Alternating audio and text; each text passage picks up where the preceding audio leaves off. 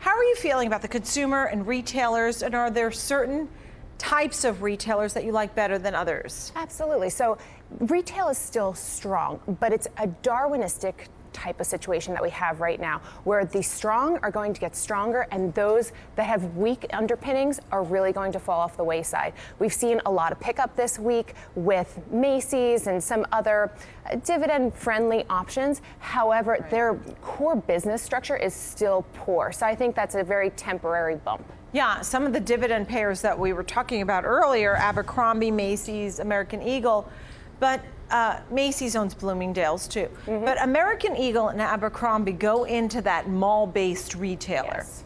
And there have been a lot of worries about those type of companies. Absolutely. Are you hearing much of the same?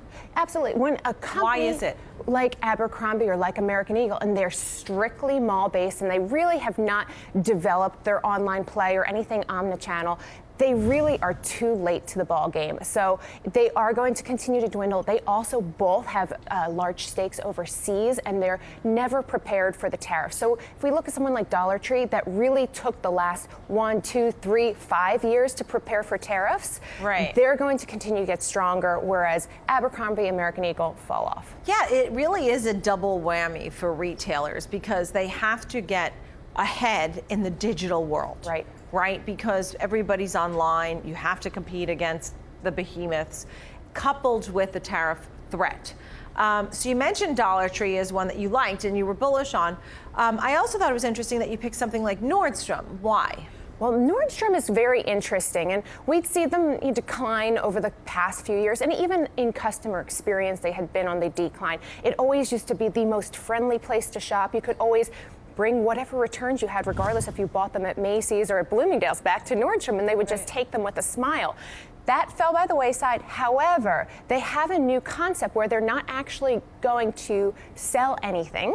It's a completely digital experience, however, coupled with personal styling, with returns that you can bring in from other retailers, with fit and tailoring services. And the first one is popping up here in Manhattan, ahead of their large store that they're set to open. So this is a lot of services. Yes, it's basically a service. It's a box that offers services, that has a small footprint, that really allows that personalization to happen, and for the shopper to explore Nordstrom without feeling confined or that they need to buy something. It's really more of an experience. Why Kohl's? Kohl's has a dedicated customer. They take those Kohl's That's cash. like Target. Yes. But why Kohl's over Target? Well, Kohl's is a lot more cash strong than Target is. So they can handle tariffs. They can handle any hiccups that are coming.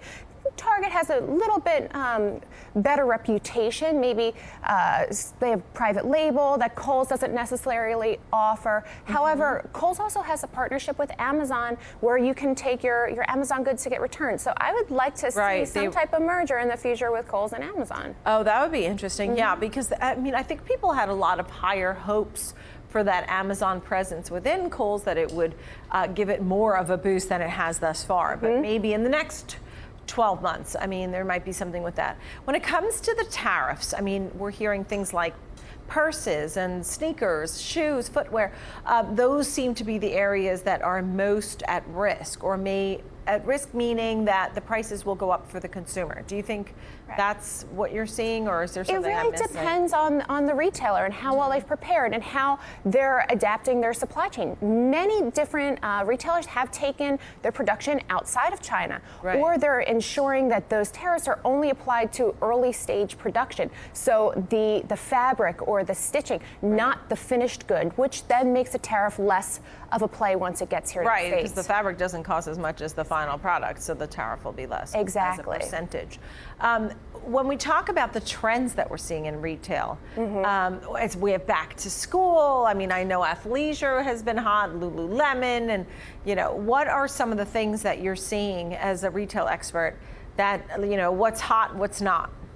Oh, wow. I mean, athletic wear and athleisure wear is here to stay. I think we all thought it was a flash in a pan. You know, how many pairs of leggings can we all really have? Right. But we continue to see that. We continue to see sneakers and really like sneaker phobes or holics collecting and reselling. The resale on some of these sneaker brands is incredible in the 4 or 5 digits. So I'm continuing to see that. Denim, of course, but then also technology. Everything is, where we used to go and shop for notebooks, now people are shopping for their kids' new phones and electronic stylus. And how about technology in the retail? Oh. So pumping up your sneakers, backpacks that charge your phone. Exactly.